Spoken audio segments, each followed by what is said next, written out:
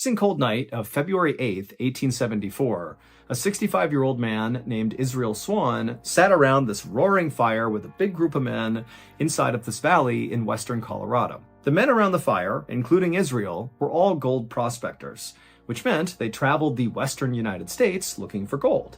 But over the past several weeks, this group of prospectors had been trapped in this valley because of all the terrible winter storms. They had these storms coming in that each time would dump up to 6 feet of snow. But on this particular night, as Israel sat by the fire, enjoying the flames and hearing people tell stories, one of Israel's friends, one of the other gold prospectors, whose name was Alfred Packer, he stood up and basically pitched the whole group as to why they should come with him and leave the valley right now. Basically, Alfred told the group that, the weather is starting to turn a bit, it's not as bad anymore, the snow's starting to melt. And Alfred said, I know a pathway out of here that will take us out of this valley in just 2 weeks, and it'll bring us right to Breckenridge, Colorado, which was an area that was known by prospectors for having lots and lots of gold. And so Alfred's basically telling them, this is a win-win. We can get out of here sooner and we can get rich. After Alfred made this pitch, he sat back down and everybody just stayed quiet for a second. And Israel, he kind of looked around and watched to see if anybody would take Alfred up on his proposition. Now, Israel knew, unlike him, most of the other prospectors didn't like Alfred. They said he was lazy and difficult. But Israel felt like that was really not the reason they did not like his friend.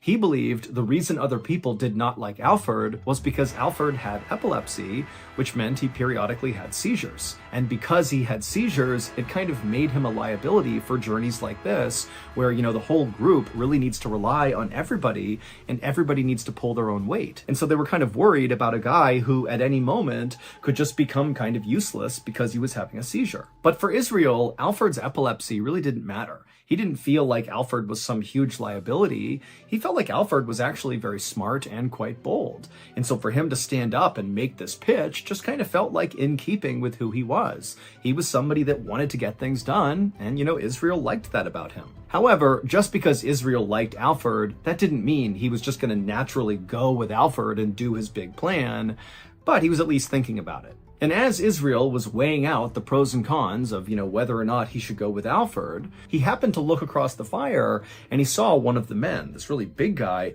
was sitting there looking really serious and just shaking his head slowly back and forth like, no, you guys can't be considering leaving early.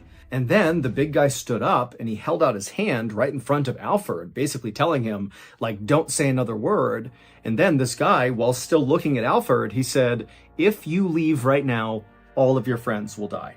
And then this big guy sat back down again, and then everybody around the fire just sat there really tense for a few seconds in total silence. The big man who had just spoken was not a gold prospector. He was actually very different than the rest of the people sitting around this fire. His name was Ure, and he was a Native American chief of the Tabawatch band of the Ute tribe. And Chief Ure had actually saved the lives of everybody, Israel and Alfred included, who was sitting around this fire. Because a few weeks earlier, this whole group of gold prospectors had wound up lost in this valley, which was the valley where Chief Ure lived with his tribe, and he had found them stumbling around on the brink of death with all the snow coming down. And so Chief Ure and his people brought the prospectors some food and water. They helped them set up a campsite right near a river, and then Chief Ure told them to stay put in this campsite and ride out the winter, and then in the springtime, when the snow melts, it'll be safe for you all to leave. Now, at first, the gold prospectors were only thankful and just totally psyched that Chief Ure had found them and given them this campsite. I mean, this was great. And so they had no problem agreeing to, wait until the spring to finally leave. But now, after several weeks of being kind of trapped in this camp, the whole group was really starting to get restless. They were worried if they didn't leave soon, there'd be no more gold for them to mine. And for Israel specifically, there was even more pressure on him to go out and find gold, because he had told his family that this would be his last treasure hunting adventure ever. And so he really couldn't go home empty-handed. He literally needed the gold in order to continue to survive and take care of his family. So when Alfred stood up and broke the kind of tense silence and said to Chief Ure, thank you for your concern, but I am going to leave early and I just hope others will come with me. At that point, Israel saw the conviction in Alfred, and Israel really felt like he did need to leave now. He needed to get that gold. And so Israel said, you know what? I'll go with you as well. And then after Israel said he would go, 4 other gold prospectors also volunteered to leave early with Alfred. Chief Ure could tell he was not going to change any of these guys' minds. And so even though he felt like this was a terrible idea, he shifted his focus from trying to stop them to just trying to give them as much information as he could about the area they were going to go into.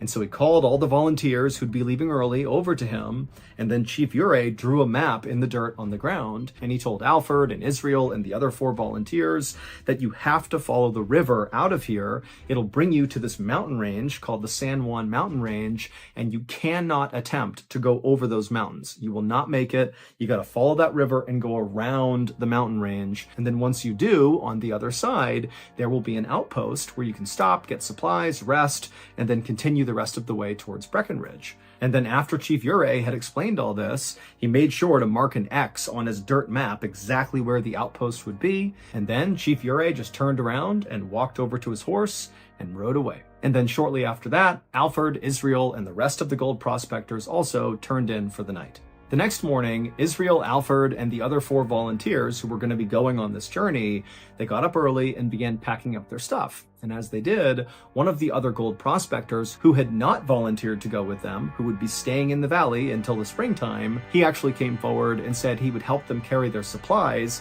as far as he could go, using his horse. But at some point he would need to stop, drop off their stuff, and then they would be on their own. And so the men were very thankful about this. And so shortly after eating breakfast, they were all ready to go, and they hit the trail. As Israel and the rest of the prospectors began to hike their way up and out of the valley, they began to see off in the distance the huge jagged mountains of the San Juan mountain range. But they were careful to kind of veer closer to the north to stay along that river path because they knew they were not supposed to go up and over the mountains. And as Israel trudged through the snow in a line of men, he held on to a coffee pot, a metal coffee pot that he kept hot coals inside of. This not only kept his hands warm, but also if he ran out of matches, he could easily start a fire using the coals. It was an old trick he had learned. And so as he's clutching this magnificent warm coffee pot in the freezing cold weather, Israel heard someone walking up behind him, and so he turned around and he saw it was Alfred. And he looked totally miserable, way more miserable than Israel was. And so without even thinking about it, Israel just handed off his warm coffee pot to Alfred. And Alfred took it and clutched it and was obviously so thankful. Now, none of these gold prospectors had struck it rich. They were all basically poor.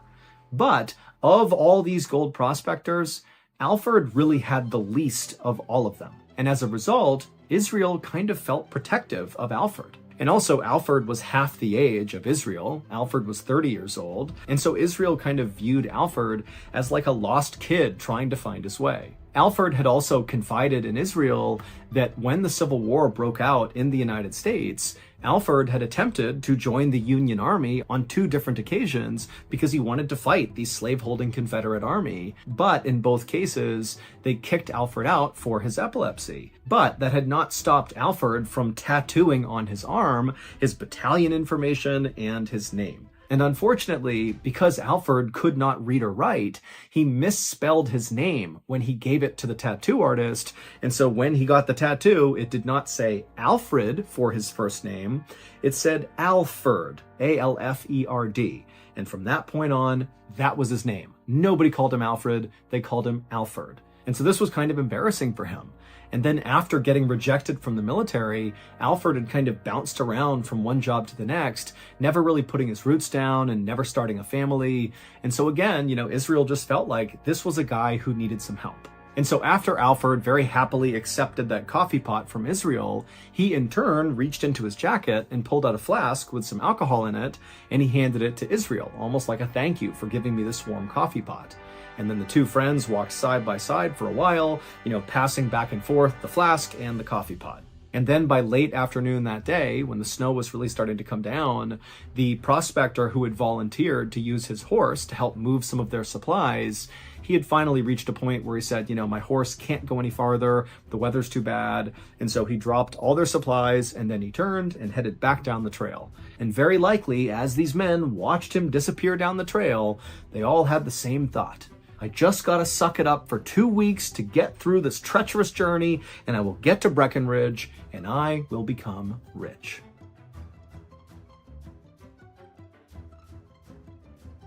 Thank you to BetterHelp for sponsoring today's video. Taking care of our mental health is no longer considered a taboo subject. However, actually asking for help when you are the one who's struggling feels just as taboo as ever. There's this fear that you'll be viewed as weak if you ask for help and show a side of you that's kind of vulnerable, when in reality, it's really the opposite. Asking for help when you need it shows strength. And if you do it, it's like right away, your life will improve. The second you let somebody else in, things are gonna get better. I can say confidently that if I had not allowed somebody into my life, a therapist, back in 2018 when I was totally depressed, I don't know if I'd still be here. I was going down a very dark path, and I fundamentally believe therapy is what saved my life. Look, therapy is not a one-size-fits-all solution, but if you're struggling right now, I would really encourage you to give it a try. Plus, with the new year having just happened, now is a great time to finally take the plunge and give therapy a shot. And a great therapy platform, especially for people who have never used therapy before, is BetterHelp. BetterHelp is a highly reviewed online therapy platform, which means you can get the help you need right from the comfort of your own home. Get matched with a BetterHelp therapist after filling out a brief survey online, and then it's up to you how you communicate with your therapist, whether it's through messaging, video, or phone call, or some combination. Also, with BetterHelp, you can switch therapists at any time at no additional cost. Go to our sponsor, betterhelp.com/MrBallen, for 10% off your first month of therapy with BetterHelp, and get matched with a therapist who will listen and help.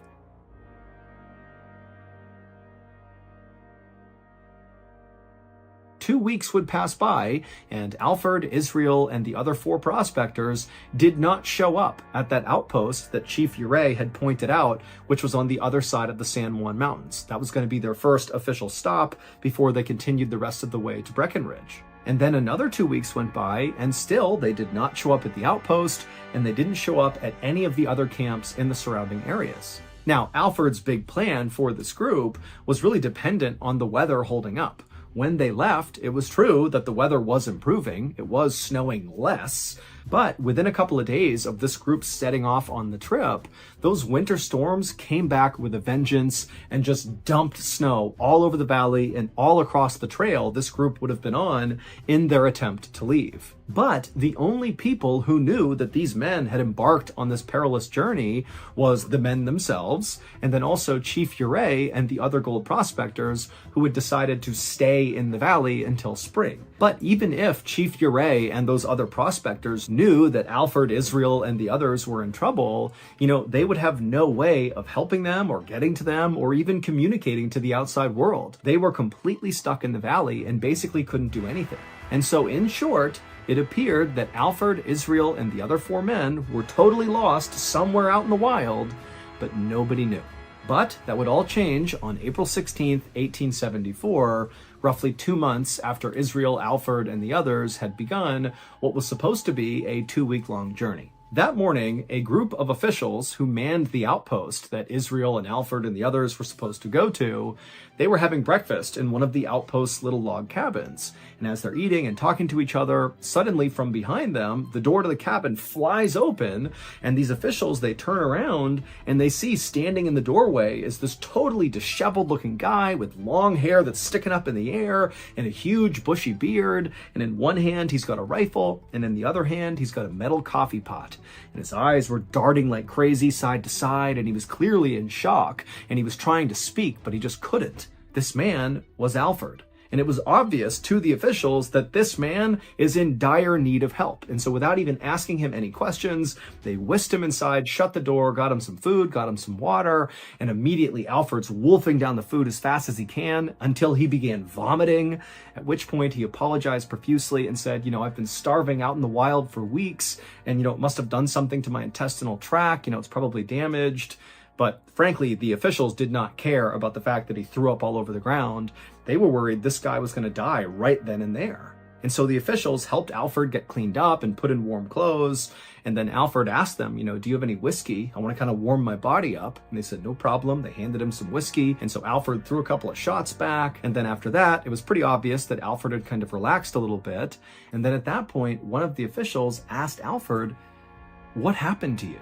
As soon as Alfred was asked this question, he shut his eyes and kind of grimaced, like even the thought of what had happened to him was just too painful to think about.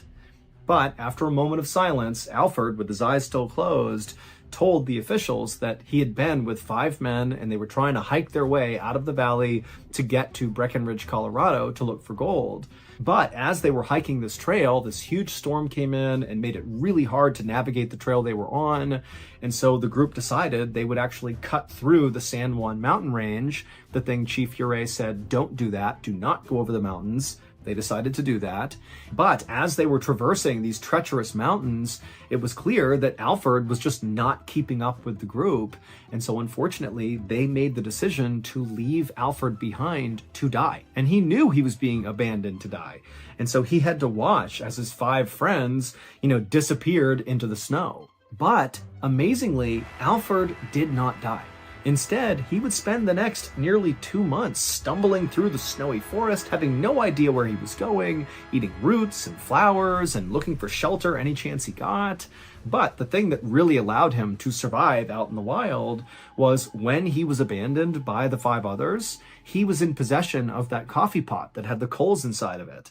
And so at night, he was able to start fires. And then also at one point, he was so hungry that he cooked his leather shoes in the fire and ate them because, again, this guy is starving. And so really, he was on the brink of death when he randomly stumbled into this outpost and found this cabin. After Alfred finished telling his story, the officials were just totally shocked and silent. And Alfred eventually would ask them a question. He would say, have any of my men come through here? Did anybody else survive? And they would say, no, it's only you. We have not seen anybody else. Now, the officials did not send out a search party right away, mostly because it seemed kind of obvious that Alfred's men were likely dead by this point. It's been 2 months since they started that journey. The chances are just not good that they have survived. But even if these other men were not dead yet, the officials had no idea where to begin their search. They knew that if they actually wanted to go looking for these guys, they would need Alfred to lead the search because he's the only one who knows where they could be. But Alfred was not healthy enough to go out in the wild and lead a search. And so for several weeks, Alfred just stayed in the outpost, resting and recovering. And then finally, when he was healthy enough, he would go out and lead a search party to go find the missing men. But unfortunately, he couldn't find anything. And so it wasn't until that summer, when all the snow had finally melted, that the mystery was finally solved about what happened to those other men. On August 20th, 1874, a traveling artist named John Randolph was hiking through a forest in western Colorado, roughly in the area where those other prospectors would have been walking on their attempt to leave the valley. And as John Randolph was walking through that area, he began smelling this horrible smell. And so John followed the smell until it brought him to this clearing, and then in the clearing was what looked like an old beat-up campsite. And so, being curious, John walked into the clearing to see who was in this campsite, but when he turned the corner and saw what was on the ground in the middle of this campsite, he froze, because on the ground in the middle of this campsite were 5 dead men all lying perfectly in a row. They were the source of the terrible smell. And right away, even though John was in shock from what he's seeing, he could tell that these 5 men did not die from something natural. One guy was missing his head altogether, and the other 4 had obvious signs of something being smashed really hard, probably repeatedly, into their heads. But that wasn't all. The other thing John immediately noticed is that the 5 bodies were in very different states of decay.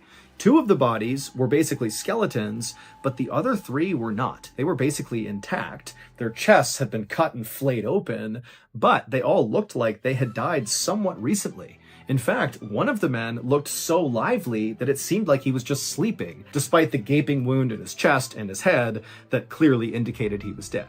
Now, John wanted to turn and run away, but he had this morbid curiosity. He wanted to know what he was even looking at. What happened to these guys? And so, kind of against his better judgment, he walked a little bit closer to the bodies, and when he got close enough, he noticed something else that was totally off about the scene. When he was looking down at these men, he could tell that the wounds they had sustained, especially in their chest, looked surgical, like whoever had wounded them, whoever had cut them, had done so with an incredible amount of precision. This was not random hacks that got these guys killed. This was like a butcher carving up meat. And then John happened to look up from these 5 bodies, and he noticed just a little ways away was the remains of a burned out fire pit. And then there was a trail that kind of led off into the woods behind the fire. And so again, John, he wants to run, but he can't help but be really curious. And so he walked past the bodies, he went to the fire pit, and he followed that trail kind of back into the woods, and he found this ramshackle shelter kind of tucked away in the woods that was abandoned. No one was in there, but it had all the signs of someone living here for a pretty long period of time. And then suddenly, it was like all these pieces came together, and John realized what he had just stumbled on. Clearly, those 5 men had been murdered, and the person who murdered them very likely lived in this camp. And over the course of what looks like weeks or months, this person was butchering these men and then cooking their body parts over that fire and eating them. This is like a cannibal camp. And John, he's thinking, is this guy going to come back? Whoever lives here, are they coming back soon? He didn't know. And so kind of in a panic, he pulled out a sketchbook, he sketched the area, and then he turned and sprinted out of there to go find help. It would turn out John, the illustrator, was totally correct about what he thought was happening at that camp. After Alfred was left behind to die, those 5 other men carried on into the night up into the mountains, and then somebody attacked them, began killing them, and eating them. And that person was Alfred. That was why Alfred had survived for so long. It wasn't just that he was able to make fires at night, it was that he was able to make fires at night and eat his friends. Now, no one has ever been able to actually determine how Alfred went about killing these 5 men, or even when he killed these 5 men. All we know is that based on the investigation, 4 of his victims appeared to have been asleep when they were murdered, but the 5th victim, who actually was Israel, the one guy who really liked Alfred and looked out for him and was kind of like a father figure to him, he was the only one who showed signs of a big struggle before he was murdered. While Alfred denied killing all 5 of the men, he said that he basically only killed one of them and it was self-defense and somebody else killed the other 4. It was kind of confusing. Despite those claims he had, the one thing Alfred never denied was the cannibalism. In fact, Alfred straight up told authorities that he grew to really like the taste of human meat. In fact, when they searched that campsite that John Randolph found, they would find the remains of a dead deer that was right near the campsite. But despite it being right there, Alfred never attempted to carve it up and eat it. He just kept going back to his stockpile of human meat and eating that. In the end, Alfred was convicted of murder and he was sentenced to 40 years in prison. But in 1901, when he was 92 years old, he was granted parole, and right away, Alfred became a vegetarian and then died a few years later. From the 1800s all the way through the 1900s, Bodmin's St. Lawrence Hospital was one of the largest running asylums in all of England. But in 2002, it was permanently shut down due to so many accusations of patient mistreatment. Now, after it was shut down, the property kind of fell into disrepair. It was basically abandoned. And so when it became totally overgrown, it began attracting vandals and urban explorers. And so the owners of the property finally just put up a fence all the way around the hospital, and they hired security guards to patrol the property at night to keep vandals out. And so these security guards began doing that, and very quickly they began reporting that they were seeing and hearing things they couldn't explain on this property. They'd hear things like footsteps on floors that they knew were vacant, or they'd hear doors slamming, and at least one guard claimed to have seen a gurney roll into the hallway from a room, but then when he checked the room, there was nobody in there. But perhaps the scariest account came from a security guard who, when he showed up for work that night, he was feeling kind of sick. And so when he was out walking the property, he found somewhere to lay down in one of the smaller hospital buildings. And as he was laying there with his eyes closed, he began hearing a tapping sound coming from outside. And so he stood up and he walked over to the window and he looked out into the night, but he couldn't see anything out there that would cause this tapping sound. And so he shrugged and turned back around to go lay down again. But When he turned around, standing in this room with him was this skinny woman wearing a white hospital gown, and she had this grimy black hair that was covering her face. And so the security guard is just staring at her, totally terrified. And before he could do anything, this woman just turns and walks into a wall and vanishes. To hear the full terrifying story, check out the latest episode on our newest Ballen Studios podcast called Bedtime Stories. This episode is called Night Shift, and if you want more episodes like this, Bedtime Stories releases new episodes every Wednesday, and they're available on all podcast platforms. So that's going to do it. If you got something out of today's story, be sure to check out our podcast called the MrBallen Podcast, where we have hundreds of stories, a lot like this one, but many of them are only available on the podcast. Again, it's called the MrBallen Podcast, and it's available on Amazon Music. Wait, don't go anywhere. If you're looking for more strange, dark, and mysterious videos, click here. Beginning of 2016, everybody who lived in apartment building number 12 on Shanxi Road in the big Chinese city of Xi'an knew to stay away from the woman who lived at the end of the hall on the 15th floor. Now, they didn't know much about this woman, but what they did know about her was totally bizarre and kind of alarming. The woman, whose family name was Wu, but nobody actually knew this woman's individual name, was 43 years old and she lived alone. And from what residents could tell, nobody ever came to visit her and she almost never left her apartment. But oftentimes, residents on the 15th floor could hear this woman talking to herself very animatedly inside of her apartment, and sometimes she'd even get into these big arguments with herself where it was clear she was kind of playing the role of multiple personalities at once. But none of these things were the reason why people avoided her altogether. They avoided her because she seemed really dangerous. One day, a few months earlier, a teenage girl was walking down the hallway on the 15th floor, making her way towards her friend's apartment, when she passed by this woman's apartment door. And as soon as she walked past, the door to this woman's apartment flew open, and the woman rushed outside and began screaming incoherently. And so this teenage girl, she whips around and sees this woman, and instinctively what this girl thought was, oh my goodness, this woman is being attacked. She's running away from somebody in her apartment or something. But then very quickly it became apparent that this woman was not being attacked. She was attacking the teenage girl.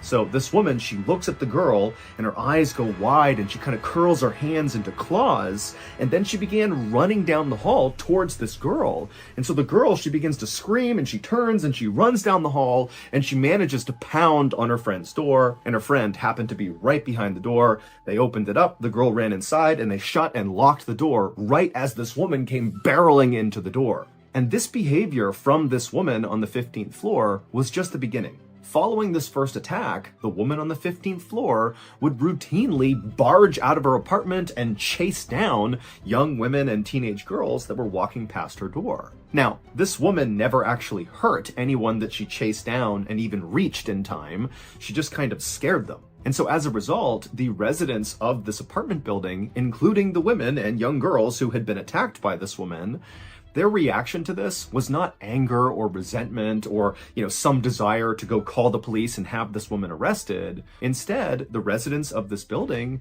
just kind of felt bad for this woman. It seemed very obvious that she was mentally unwell and probably very lonely. And so they kind of collectively decided to not call the police and instead just kind of ignore her.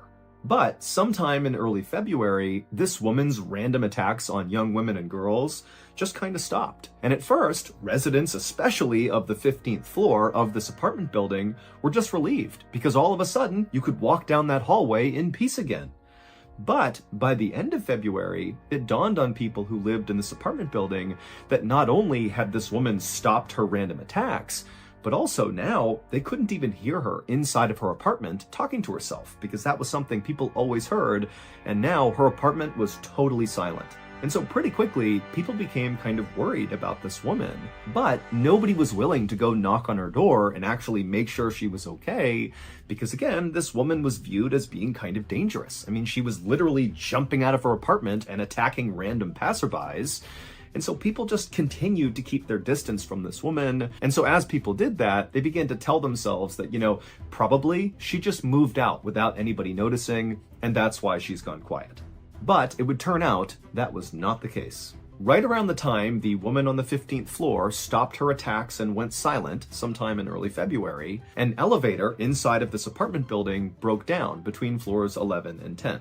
And so a maintenance crew was called out to fix the elevator, but when they got there, they realized they didn't have the supplies or the manpower to actually make the fix, and so a decision was made to just cut the power to this individual elevator car, and then the work crew said they'd come back in about a month when they had the right supplies and people. And sure enough, a month later, this crew came back with what they needed, and they were able to lower the broken elevator car down to floor 10, and then they opened up the doors, and they were absolutely horrified at what they saw inside of that car. It's believed that shortly after this woman on the 15th floor had one of her outbreaks and chased someone down the hall, she got into the elevator and began traveling down.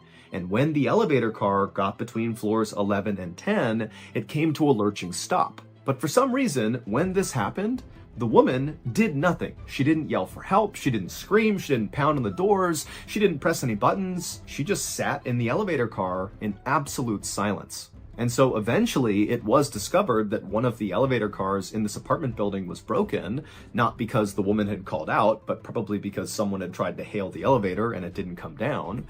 And so that maintenance crew was called out, but they couldn't make the repair, and so they decided to cut the power to that car and come back in a month.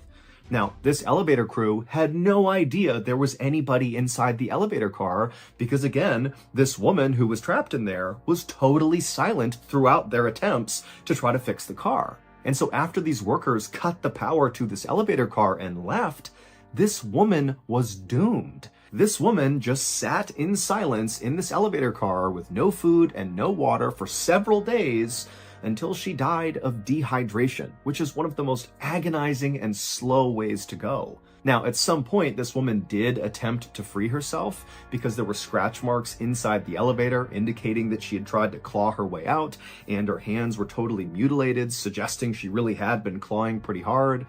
But that was the only time she tried to save herself. Otherwise, she just sat there and eventually died. Last winter, me and old Wong decided to go on a surfing trip. And so naturally, we flew to Colorado and hiked to the very top of the tallest mountain we could possibly find. But unbelievably, there were no beaches up there. And so Lung and I didn't even get to go surfing. But our failed surfing trip did have a silver lining. At the top of that Colorado mountain was a cave. And in that cave, deep within the mountain, was a walrus. And if you know anything about me and old Seagull, is we love giving those god walrus a good tongue lashing every chance we get. And so we took that opportunity and really laid into that stupid walrus for about 36 hours. But at the 36-hour mark, the walrus had had enough, and it got up on its flippers, and it began chasing us through the cave. And so me and Lung turned and we began running for our lives. And as we ran, we did the only thing we knew how to do. We signed up for DraftKings. Now, did that save us from the walrus? No! But did it get us jacked up about football season? Meow! Yes, it did. So jacked up, in fact, that this year we're partnering up with DraftKings to make sure all you strange, dark, and mysterious aficionados out there are kept up to date about the very best deals on the DraftKings platform. Like DraftKings' very awesome No Sweat Same Game Parlay, where if your bet loses, you get a bonus bet back in the amount of your original bet. Pretty good. There's also loads of other amazing opportunities on DraftKings, so go check it out. Download the DraftKings Sportsbook app now. New customers use promo code MrBallen, bet $5, and get $200 in bonus bets immediately. That's promo code MrBallen only at DraftKings Sportsbook. At 5:20 p.m. on August 31st, 2007, a young couple stepped onto the beautiful sand of Yelpo Beach, which is located at the very southern tip of South Korea. The couple grabbed each other's hands and smiled in excitement as they looked out on the water and saw all these fishing boats that dotted the horizon, and then behind them were all these beautiful mountains. I mean, this was a spectacular place. They couldn't believe that a place so gorgeous and so remote was located only a 1-hour train ride away from the busy city where they went to college. The couple's names were Kim and Chu. Kim was 21 years old, and he was an athlete and a very dedicated student. And Chu, she was 20 years old and also very studious, But maybe unlike Kim, she was a bit more reserved and shy. In fact, Kim was Chu's very first serious boyfriend, and she absolutely adored him. And in fact, this was going to be the couple's kind of big first trip that they would take together. It was a Friday, and Kim and Chu planned to spend the entire weekend exploring this place called Yelpo Beach. Yelpo Beach is located right against this quaint little fishing village, and it's famous for its beautiful silver-colored sand. In fact, the beach is so famous, lots of people come out here and just camp out on the beach because it's just so beautiful. There's also a very busy open-air seafood market right nearby, which is really cool because all the fishermen come in and literally offload their catch right onto the table, and they sell it to people coming by. And also up in the mountains, you could see these beautiful bright green crops, which were tea plantations that made the air in Yelpo Beach kind of floral and sweet smelling. But before Kim and Chu began exploring all the kind of main tourist attractions, they wanted to go check out the fishing pier, which was not really a touristy attraction. It was just a regular fishing pier. But, Kim and Chu had been on this hour-long train ride, and they wanted to stretch their legs, and the sun was starting to go down, and so they figured they could walk out on the pier, have a beautiful view of the water, then watch the sunset, and then after that, they could go kind of explore the main areas. And so Kim and Chu, still holding hands, began walking on the silver sandy beach in the direction of this fishing pier off in the distance. And as they were walking, Chu pulled out her camera and was taking all these pictures. But then at some point, Kim, who again is holding Chu's hand, he just abruptly stops and kind of squints his eyes and looks off in the distance towards the fishing pier. And Chu, she puts her camera down and asks Kim, what's going on? But Chu, without even saying anything to her, just raises his hand and points. And then seconds later, Kim and Chu were running down the beach. The next day, Chu was supposed to call her mother and check in about how the trip was going so far, but she never did. And so her mother eventually tried calling Chu later in the day, but it went straight to voicemail. And then also when Chu's mother called Kim, Kim was also not answering his phone. And so by the end of this day, when Kim and Chu's parents had not heard from their child, they did not wait for any more information. They knew this was so uncharacteristic of these two to go completely radio silent with no reason that the parents just went straight to the police and filed missing person reports. The police would launch an investigation very quickly, but they didn't have much to go on. All they knew was 2 adults were not answering their phone, but that was it. And so they started by trying to locate Kim and Chu's phones, but neither phone was giving off a signal, so they couldn't find them. And so next, the police went to Yelpo Beach and began talking to people who were there on the day that Kim and Chu were to ask them if they had noticed anything funny, if they had seen the couple, did you notice them fighting? Were they talking to anyone unusual? Anything. But nobody remembered anything out of the ordinary, and the few people who had seen Kim and Chu on the day they were at Yelpo Beach, they said they seemed like a very happy, normal couple that were not fighting at all and were just enjoying their time in Yelpo Beach. And so over the course of that weekend, the police tried everything they could to try to locate Kim and Chu and figure out what happened, but they really made no progress whatsoever, and Kim and Chu never checked in by the end of that weekend. But everything would change on that Monday, September 3rd. On that day, a fisherman spotted a body floating in the water near Yelpo Beach, and it was Chu's body. And then 2 days after that, on September 5th, Kim's body washed up at a dock at a nearby fishing village. Both Kim and Chu were totally unrecognizable after being submerged in water for as long as they had been. Autopsies would show that Kim and Chu also had lots of bone fractures, but it wasn't clear if they were beaten by someone or something and that's what caused the fractures, or if they were just a product of being in the water for so long and smashing into rocks and boats and that kind of thing. But the police thought, this looks like there could be foul play involved. Maybe they were murdered.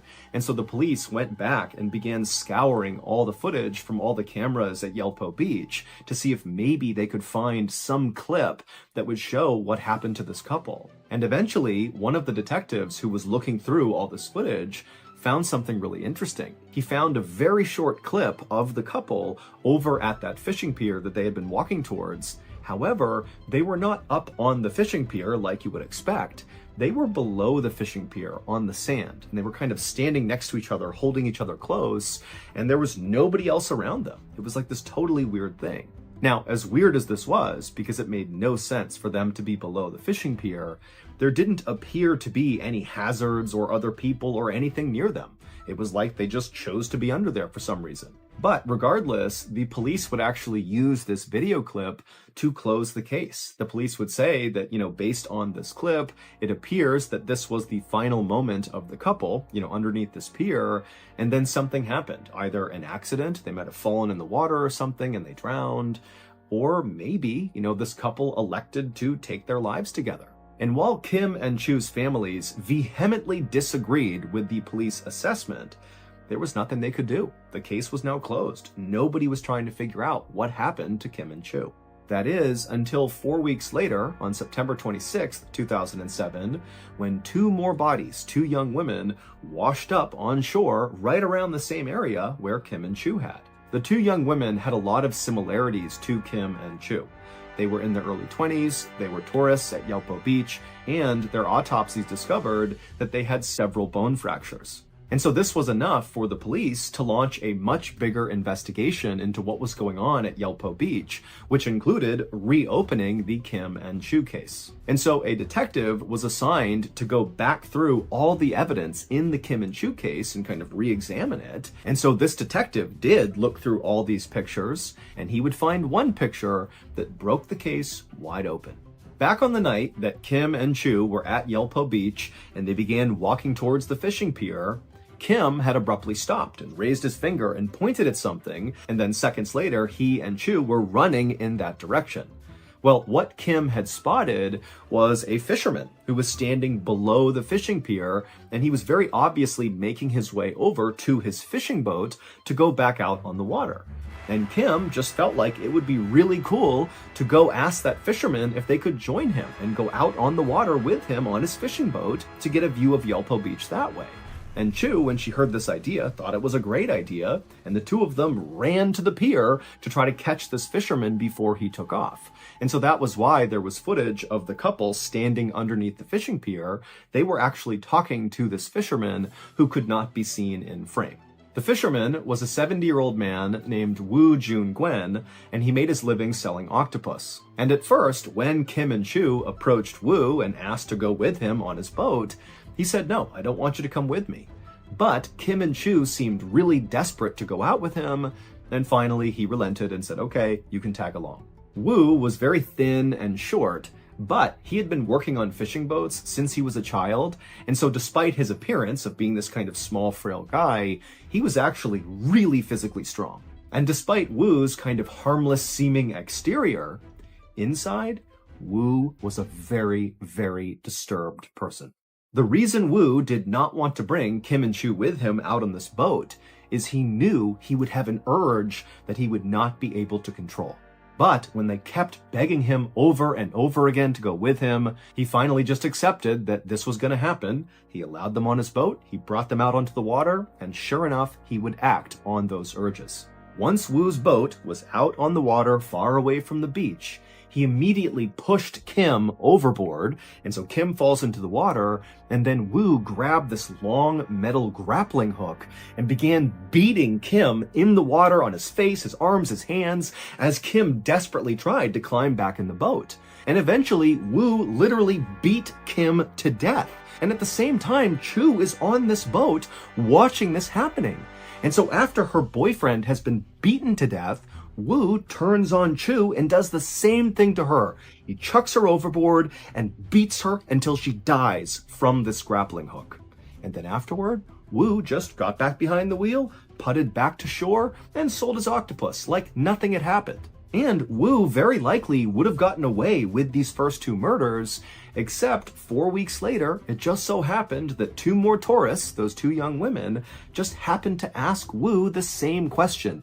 "Can we go out with you on your boat?" And he would kill them the same way he killed Kim and Chu.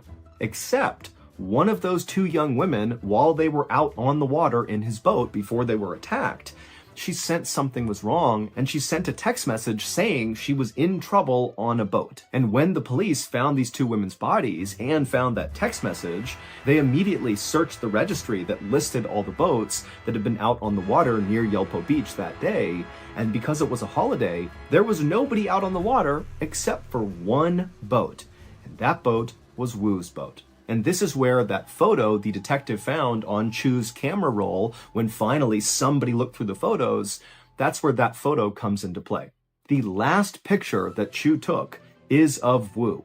Wu is right in front of her. He's piloting the boat out into the open ocean, and Chu just took a picture of him, not knowing what was actually happening, that this guy was driving her out to her death. Ultimately, Wu would be convicted of the murders, even though he didn't really offer up any clear explanation as to why he killed these people. He just kind of acted on these urges, so to speak, and he would be sentenced to death, and he would become the oldest death row inmate in South Korea.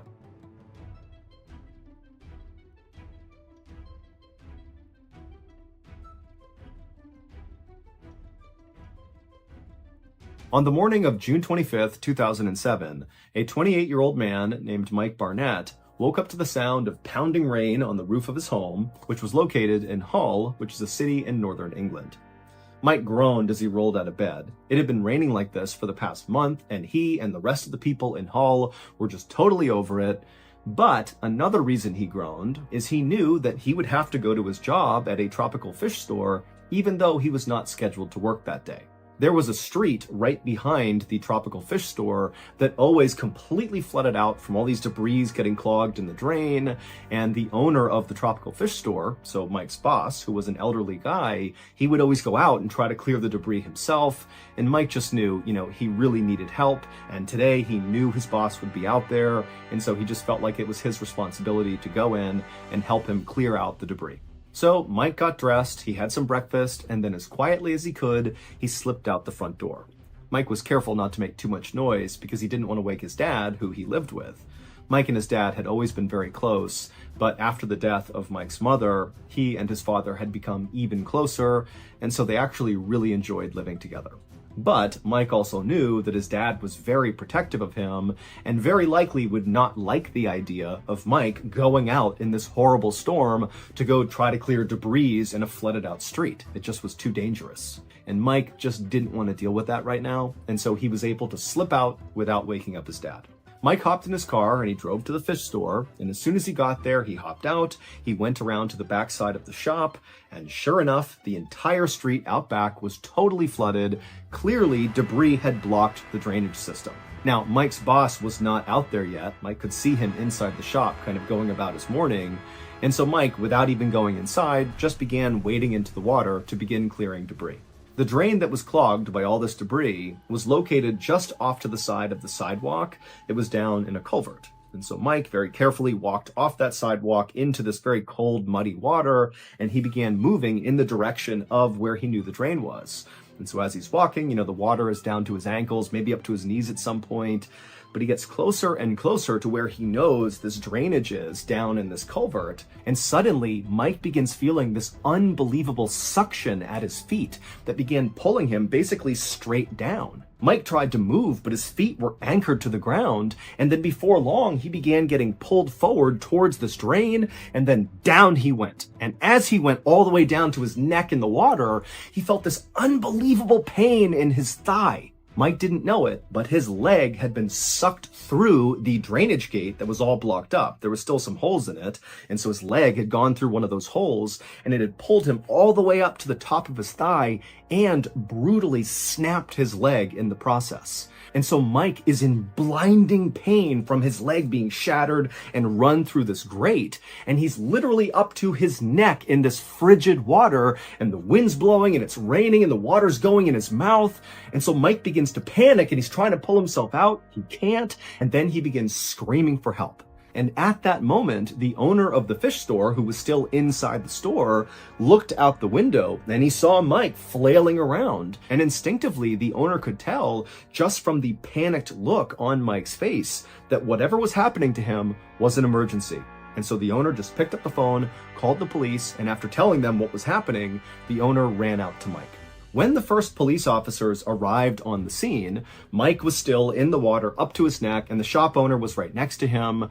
And the police officers, they assessed the situation in front of them, and they thought, okay, clearly this guy, Mike, is trapped in the water. This is serious, but we can pull him out. That's the obvious solution here. And so the two officers walked up to Mike, they waded through the water and got on either side of him, kind of pushing the shop owner out of the way. And then the two officers grabbed Mike's shoulders. These are strong police officers, and they began pulling on Mike. And as soon as they did, Mike let out this unbelievably loud scream of just pure agony. And in fact, his scream was so guttural that the two officers let go and were kind of startled by it. And very quickly, these officers realized this situation is far worse than it appears. Because not only is this guy totally stuck and he can't be moved, but, they're looking around and the rain is still coming down and it's clear the water is still slowly rising. And because Mike's body was situated over the grate, he himself was causing even more blockage, increasing how much the street was flooding. Meaning the officers knew they had to get Mike out as soon as possible or he would drown. But over the next several hours, more police officers, firefighters, EMTs, Good Samaritans, everybody showed up on the scene, and there were so many attempts to get Mike out of the water, ranging from trying to cut the grate, but the water was too muddy so nobody could see through it, and the water was so strong that nobody could set the bolt cutters on the actual grate. And then at one point, they even tied a winch around Mike and tried to pull him out with a Land Rover, but every intervention failed. The rushing water that was pinning Mike to this grate was so strong, and Mike's pain in his leg was so high, it made it nearly impossible to move him. And so finally, at the 4-hour mark that Mike has been trapped in this water, a decision was made amongst all the first responders to amputate. So the police called a doctor who was willing to perform the leg amputation. And then after doing it, Mike could sense something was up. Clearly it's not going well. And he began frantically asking the police and all the first responders, when are you going to get me out of here? When are you going to get me out of here? And they just kept telling him, soon, Mike, hold on. It's going to be okay. Meanwhile, the owner of the shop at this point had called Mike's dad to tell him what was going on. And so as all these people are waiting for this doctor to show up to cut Mike's leg off, Mike's father shows up and basically barrels through the crowd and starts screaming, "I'll get my son out of here." But as soon as he saw his son, he was totally taken aback.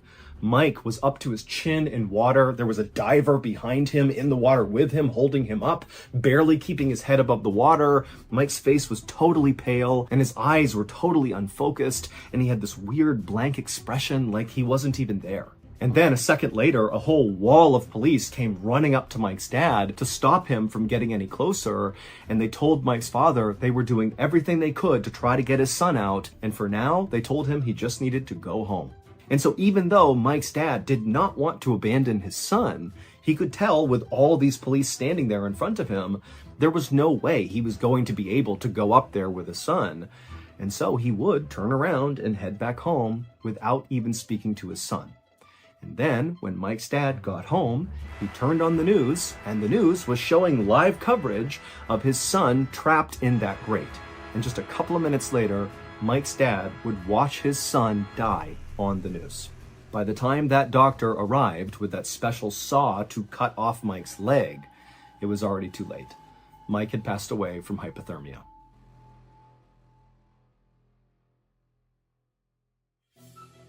On a July day in 1976, a man named Ray suddenly felt this unbelievable pain in his chest. And so Ray, he grabbed his chest and he grimaced, and then the pain subsided. Now, Ray had never experienced any sort of pain like that before, but he knew he was getting older, and so things like heart attacks and heart disease were definitely on his mind. But he told himself that he was okay. A couple of days ago, he had gone to this big military veteran convention, and he had stayed up late and had lots of food and lots of drink, and so he was telling himself that, now he was paying for kind of letting loose. But after Ray lied down for a minute, thinking that might help him, he sat up suddenly because, again, the chest pain was back. And so quickly, Ray was rushed to the hospital, and when he got there, he began coughing up all this pink froth.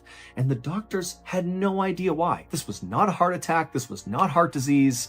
This was something else. And not long after Ray was admitted to this hospital, all across the state, more men began being admitted to emergency rooms with the same symptoms as Ray, and nobody knew what it was. And so doctors all across the state began to panic that this was the start of a deadly epidemic. To hear the full story, check out The Philly Killer, which is episode number 15 of the MrBallen's Medical Mysteries podcast. And remember, you can actually binge episodes of MrBallen's Medical Mysteries early on Amazon Music because we release them in 8-episode batches. And so you get all 8 on Amazon Music. Or if you're listening on any other platform, you'll get all the episodes, but you'll get them in 1-episode increments each week. Again, go check out MrBallen's Medical Mysteries.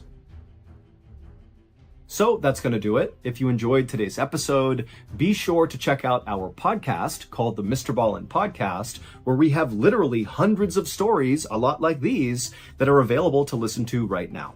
Again, the podcast is just called the MrBallen Podcast, and it's available on Amazon Music. Wait, don't go anywhere. If you like today's video about places you can't go, well, you're in luck because we have a whole series of them. Click here. In the middle of March of 1907, a sailor named Nels Nelson stood at the bow of this big Russian steamboat called the Perrier, and he looked out over the Pacific Ocean with a very worried look on his face. The sun was starting to go down, and Nels was afraid of what the night might bring. About a month earlier, the Perrier, the boat that Nels was on, had left Hong Kong and begun its long journey to California, where Nels and the rest of the crew would offload all their hemp and machinery. And just that day, the Perrier had passed by Honolulu, Hawaii, which meant they were nearly to their final destination. Now, their long voyage thus far had been quiet, but now Nels just couldn't help feeling like their luck was about to run out.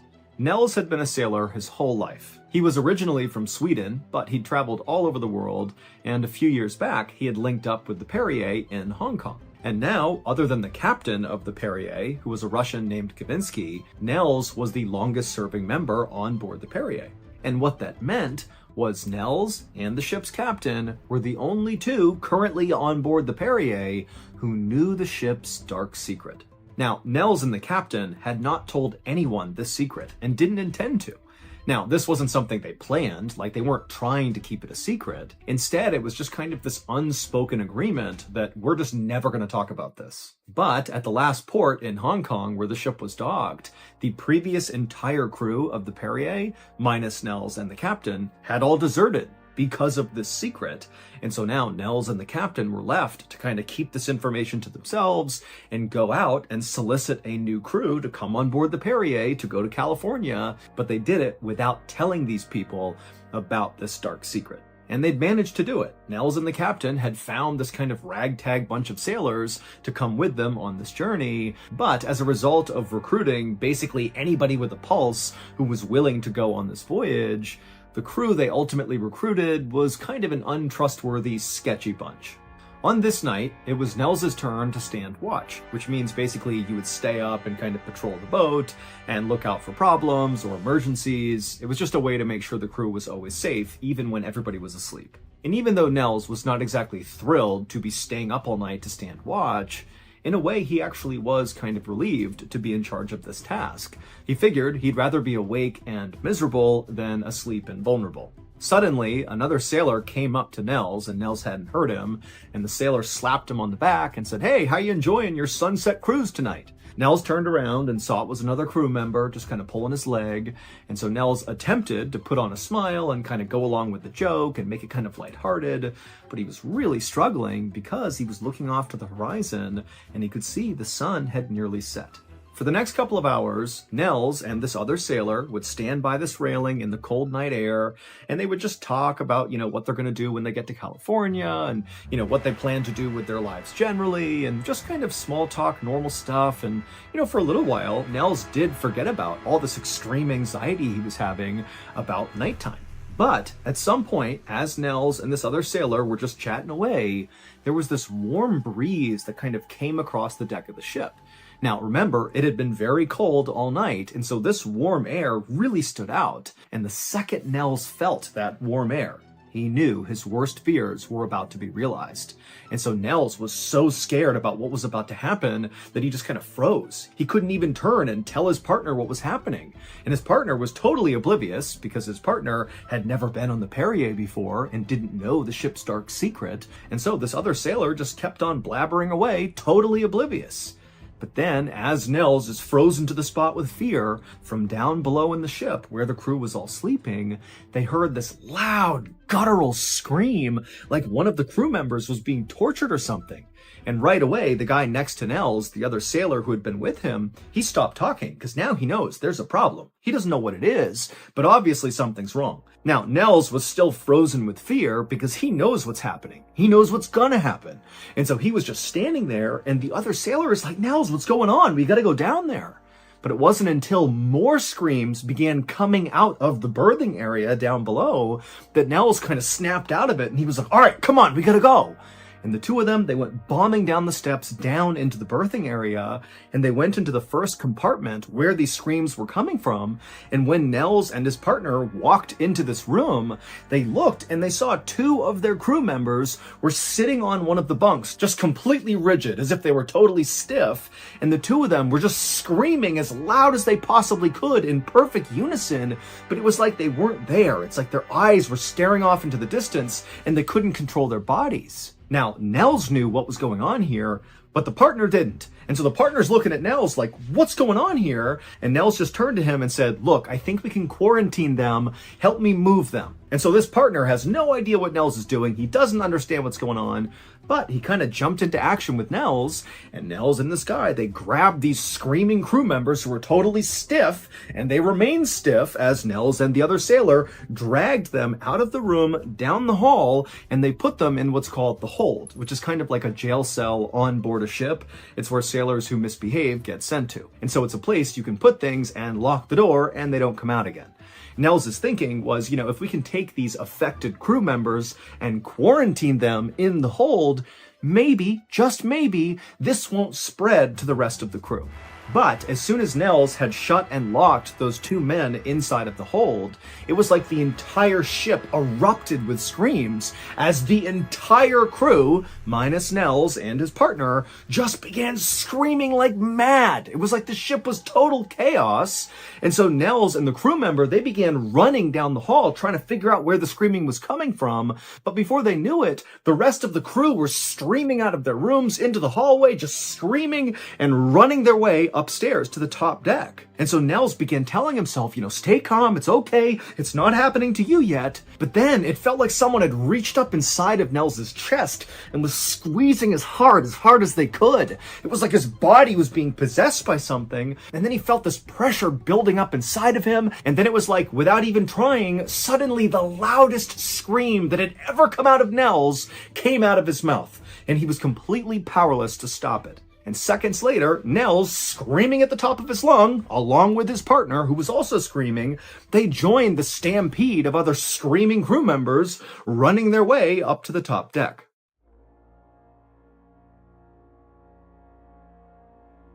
Thank you to BetterHelp for sponsoring today's video. Something a lot of people don't know about me is that before I became MrBallen, my life was actually in shambles. Following my exit from the military in late 2017, I really struggled to assimilate back into society. I had spent nearly a decade in the military, and so to suddenly be a civilian again was kind of jarring and confusing. I felt like I had no purpose anymore. But instead of actually trying to solve this problem, I instead just bottled up my feelings, and in time, it made me miserable, angry, and totally depressed. Luckily, my family was very aware of how much I was suffering, and eventually they encouraged me to seek out a therapist. And I did, and honestly, I think it saved my life, because before that, I was going down a very dark mental path. Look, therapy is not a one-size-fits-all solution, but it's a great starting point for anyone who's struggling right now and doesn't really know what to do. Also, the new year is a great time to finally make the jump and give therapy a try. And one of the most accessible therapy options is BetterHelp. BetterHelp is a highly reviewed online therapy platform, which means you can get the help you need right from the comfort of your own home. Get matched with a BetterHelp therapist after filling out a brief survey online. Then it's up to you how you speak to your therapist, whether it's through messaging, phone, or video calls. Also, you can switch therapists at any time at no additional cost. Go to our sponsor, BetterHelp.com/MrBallen for 10% off your first month of therapy with BetterHelp and get matched with a therapist who will listen and help. Okay, back to the story.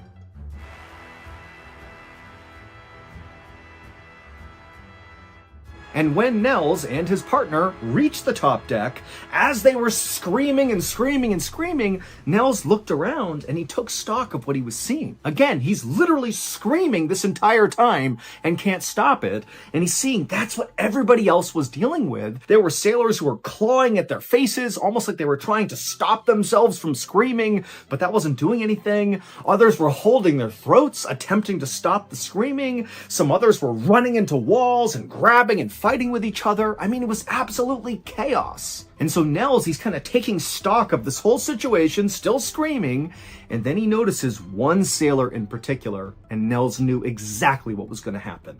That one sailor, who Nels did not know well, he was one of the sketchy crew members who were picked up in Hong Kong, he stopped screaming. And Nels could tell because there was this look of absolute calm over this sailor's face.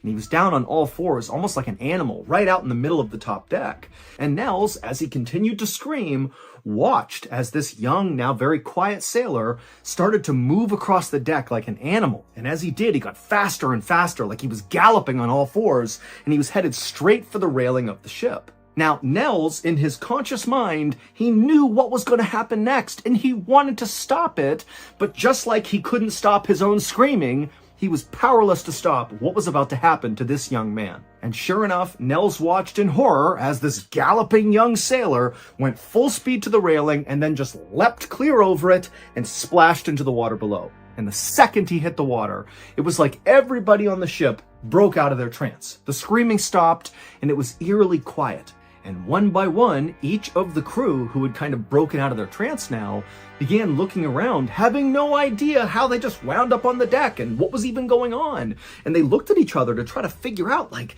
do you know what just happened? But nobody knew. And then this very tense silence was broken when one of the crew members who had seen that young man gallop and leap over the side, this crew member, he yelled, "Hey, man overboard, someone jumped over." And it was like that was the thing that everybody was going to focus on. We're going to forget about this absolute craziness that just happened, and we're going to try to rescue this guy. But despite lowering down rowboats and paddling around for nearly an hour and yelling out for this guy and turning their ship around over and over again, they never found him. He never made a single noise, nothing. He just vanished into the night. And that was it. And so after about an hour of searching, the search was called off, and this sailor who had leapt over the edge was declared dead. And once he was declared dead and the rest of the crew were all back on board the Perrier, standing on the top deck, looking around like, what just happened? Nels and the captain looked at each other and nodded, because they knew they would have to tell the crew what just happened. They would have to share this ship's dark secret.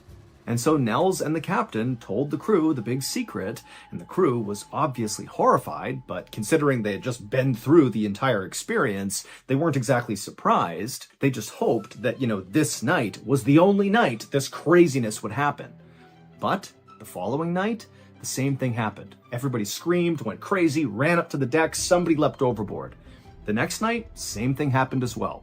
The next night, so 4 nights in a row of this, the captain just could not take it anymore, and when he heard that first scream echo through the ship, the captain grabbed a pistol, put it to his head, and fired. In early April, the Perrier finally reached San Francisco, California, where the crew was supposed to offload their hemp and machinery. By this point, one of the sailors, whose name was Padaman, had assumed command of the ship, but by this point, the crew were very close to mutiny. They did not want to be on the ship anymore. They didn't care who was in charge. And in fact, once the Perrier got even just within sight of land, there were 9 sailors still on board the Perrier who stole one of the rowboats, lowered it down to the water, and just paddled to land to get away from the Perrier as fast as they could. They didn't even ask to be paid. They just wanted to get away. Nels and the few remaining crew members on board the Perrier docked it in San Francisco, California. They unloaded the hemp, and then the crew actually got back on the Perrier and set sail again and sailed to Santa Monica, California, which was not a very far distance, where they would offload the machinery, so the rest of their haul. And actually on the morning that they were supposed to actually dock in Santa Monica, the crew's cook leapt overboard to his death at 2 a.m., and the crew barely reacted, because by this point, this was just commonplace on board the Perrier, people going crazy and jumping over to their deaths. And so once the Perrier was docked in Santa Monica and all the cargo was offloaded, Nels and the rest of the crew just left it there. They totally abandoned it and just left. And the Perrier would remain totally abandoned in this dock in Santa Monica until a reporter from the Chicago Tribune newspaper found out about what had happened on board the ship and the fact that now it was totally abandoned, which seems so creepy, and he decided to dig into this, and ultimately he published the story that I'm telling you right now. Here is the Perrier's dark secret that both Nels and Captain Gavinsky knew all too well. 3.5 years earlier, on a night in the fall of 1903, the Perrier docked in what was then called Bombay, but what is now known as Mumbai, India. And on this particular night, some of the crew members of the Perrier decided they wanted to leave the boat and go have some fun. So a few sailors and an officer hopped on one of the rowboats on board the Perrier, they lowered it down to the water, and they paddled to shore. And apparently, this group of guys had a great time on shore, but at some point, the officer apparently killed a guy on land. Who knows what it was about? Nobody knows. The reporter from the Chicago Tribune couldn't figure it out. But the rumor goes the officer killed someone, and when they came back to the ship that night, the officer was bragging about killing this person and even making jokes about it. Now, we don't know if this story actually happened, and we also don't really know if this is the seminal event that prompted what would become the dark secret of the Perrier. But very shortly after that officer had killed someone, the Perrier had left Mumbai and they were out at sea and it was very cold. But then suddenly the crew remembered this warm air wafting over the boat, and then screams rang out from inside as the crew began going totally crazy. This was the first appearance of the Perrier's dark secret, which sailors on board the Perrier actually just referred to as the Thing. Nobody ever saw the thing, or felt the thing, or heard the thing. The only thing they experienced before all hell broke loose is a warm breeze would come across the ship, and then seconds later it was absolute pandemonium until one of the crew members died. And usually it was like the thing inhabited one of the sailors, like that young man who ran like an animal and leapt over the edge. And this thing would basically inhabit these sailors and cause them to take their own lives.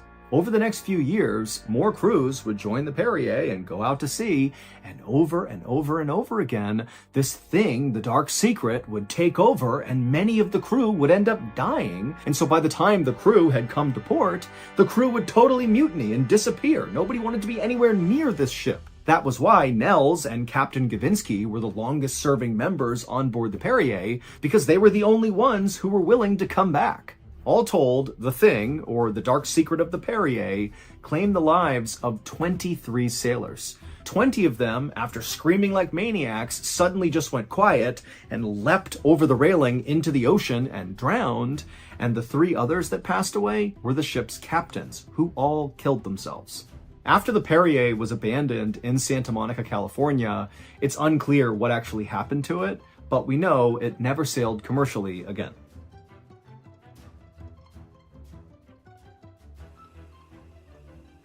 One night, in a cemetery in Alabama, this woman was visiting her sister's gravesite, and her sister had passed away when she was only 6 years old. And so this woman had really never gotten over that. And so as she's sitting by the gravesite, she begins to hear what sounds like kids laughing and playing and singing songs. But it's the middle of the night and she's in a cemetery, and so she was very confused by this, and so she decided to go investigate. So she got up and began walking through the cemetery towards the sound of these voices, and sure enough, on the other side of the cemetery was a kid's playground, and it was full of kids playing and singing and laughing. And this woman is like, what are these kids doing here? It's the middle of the night. But before she could figure out what was even going on, she heard a scream behind her. She turned around and saw nothing. But then when she turned back around, all the kids were gone. And so this woman is totally horrified. She fled the cemetery. And then that night, when she was laying in bed, kind of going over what happened, at the foot of her bed, she thinks she sees something moving. And so she looks down her bed, and slowly the head of a child appears at the foot of her bed and stares directly at her. To hear what happens next and hear the rest of this terrifying story, you gotta go check out the latest episode of Ballen Studios' new amazing podcast called Run Fool, hosted by Rodney Barnes, and that episode is called Dead Children's Playground.